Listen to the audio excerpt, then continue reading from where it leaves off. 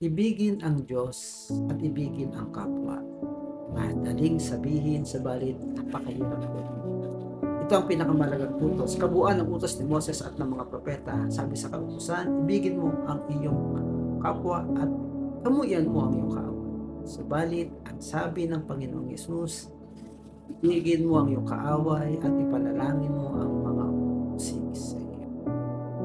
Dahil sa pagmamahal niya sa atin na ipinadama niya sa pamamagitan ng banal na Espiritu, sa pamamagitan ni Hesukristo na ating Panginoon. Kahit nung tayo ay makasalanan pa dahil sa kanyang awa at habag, nakadama tayo ng pag-ibig ng Diyos sa atin. Kaya manatili tayo sa kanyang awa, manatili tayo sa kanyang pag-ibig habang hinihintay natin ang buhay na walang hanggan na ipinangako sa atin ng Panginoon. Manatili tayo sa katotohanan at kanyang awa.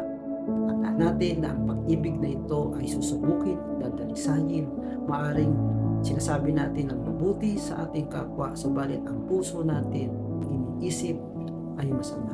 Alam ito ng Panginoon. Kaya nga, kung iniibig natin ang Diyos, subalit napupuot tayo sa ating kapwa, ginagawa natin sinungaling ang ating mga salita. Purihin ang Diyos and God bless us all.